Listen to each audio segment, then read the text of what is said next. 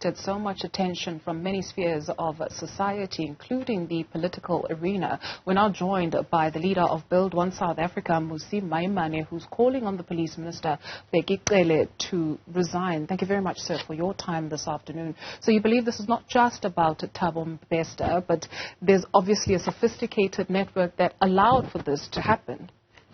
Good afternoon.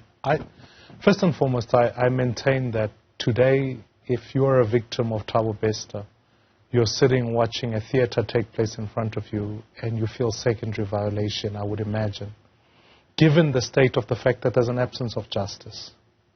Secondly, I think it speaks broadly to the issue of how the fact that 70 or just between 67 and 70 of our fellow countrymen are murdered every day to no consequence. We need to reform the whole police system.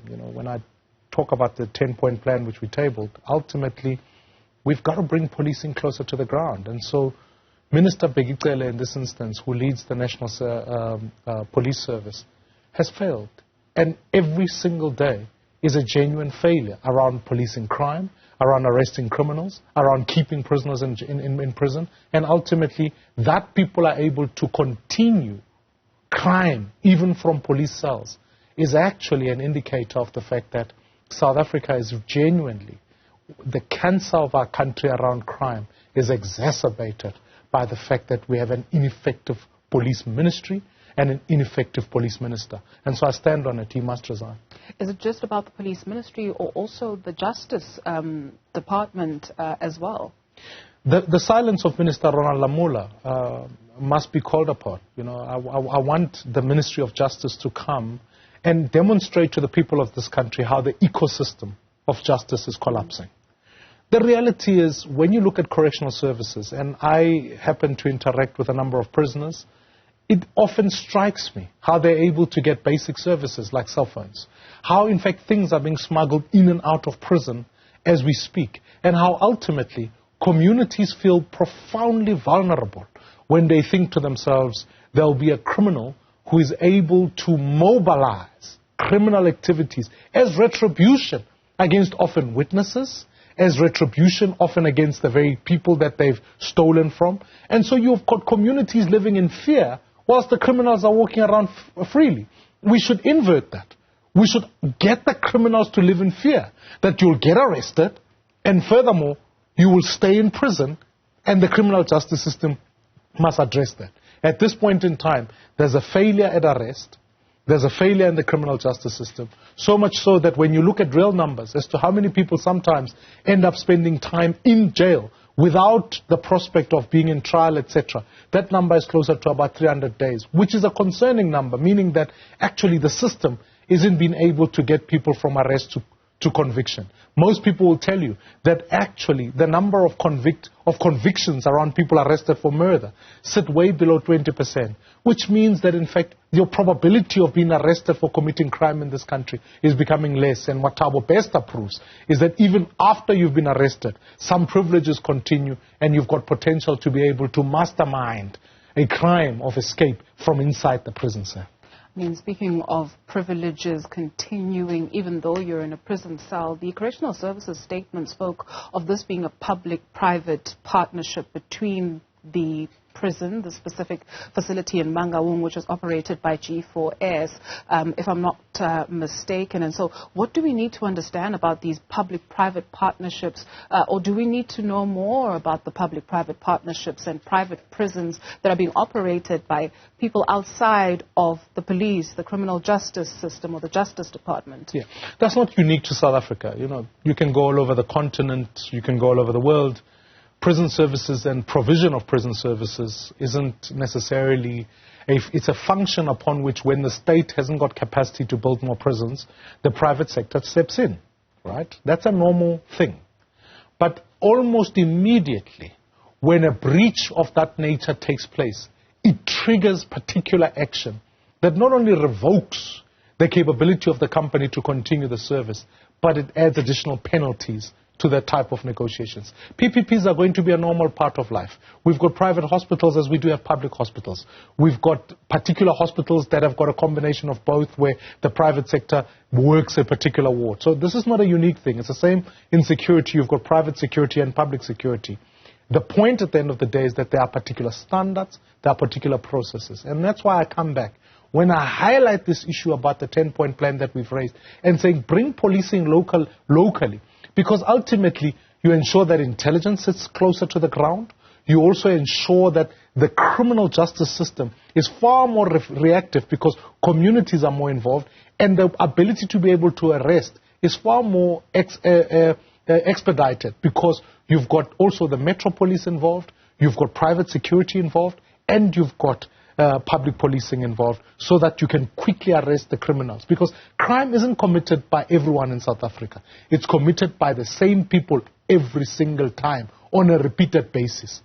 That's why they've got the confidence to capture the entire system, where they can start with the policeman at the police station, continue with the warden at the correctional service, and ultimately corrupt the entire system where criminals are effectively running our country. You speak of the 10-point plan and bringing it closer to the community. Do we have an appreciation or an understanding of what enables crime to thrive in South Africa? Because we've got that. We've got private security, we've got the police, but then you also find that, one, the community is not willing to go forth and give that information, and that could be because of a myriad of issues. Maybe you find that these criminals actually protect the communities.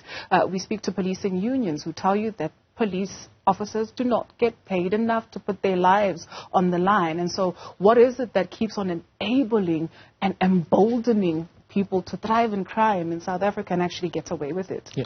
It's a genuine perception right now amongst criminals that says to them, we can get away with all of this.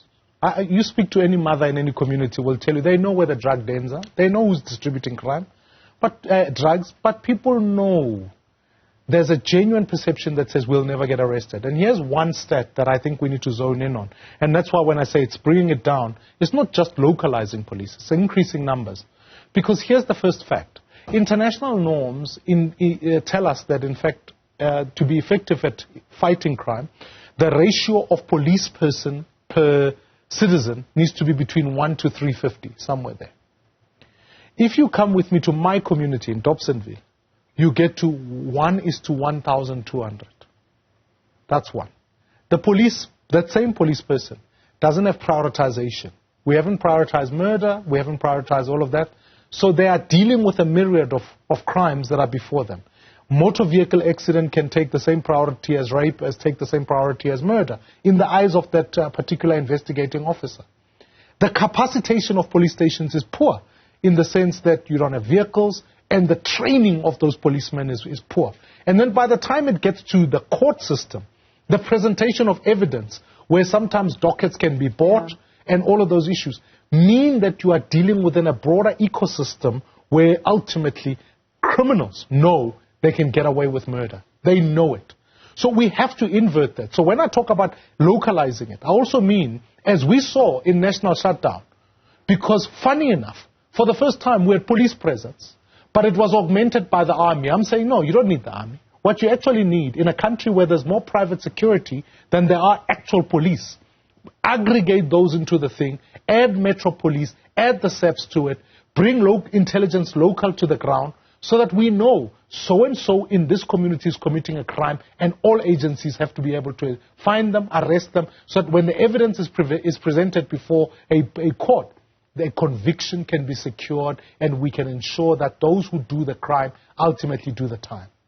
If not Bheki Cele, you call for his resignation, then whom? Maybe not a personality, and maybe not whom being the question, but what kind of system do we need in place to get a handle on the situation in South Africa? This situation with Thabo Bester is literally... It's just but one thing that pops up every once in 10 years. We had the Ananias Mates of this world, and here we are in 2023 sitting with this movie that is playing out in front of us. So what do we replace that with? One, I've always maintained that we need to democratize policing. And imagine if you, as an ordinary citizen, were able to not only even directly vote or select your regional commander so that you know who the police person is. They are accountable to the people. Because at this point in time, because you've got a minister, as Bheki Cele, who has inordinate powers, is able to appoint even the generals, even the senior lieutenants. they're not accountable to the people. They feel they must just do whatever the minister wants to tell them. Crime affects all of us. Give power back to the people. So when we've set up CPFs in communities, what I'm calling for is for more greater intervention of communities and accountability, so that ultimately people know police is a service. They work for the community, not the other way around. And community policing is also increasing. You're seeing people volunteer for that. Train and capacitate those people and let them work under a leadership that comes from there. Because so long as you keep this current minister in charge and him believing that he must protect the NC, today, I'll be honest with you, sometimes I can appreciate why a victim of rape would feel they wouldn't want to go report a crime. Even I myself sometimes feel that when you have to go into a police station and repeat a crime, if ultimately it ends up with some executive decision driven by the minister who has a thumbs down on the National Police Commissioner, you've got a real and a legitimate problem at the end. It means that you are reporting crime to the criminals, and it's not helping anybody.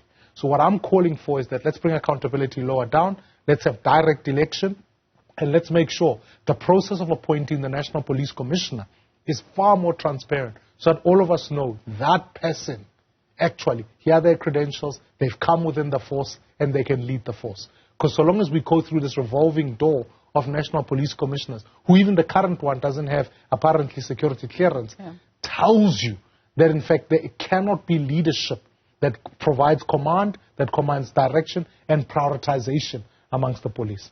Build One South Africa leader, Maimane, thank you very much for your time this afternoon.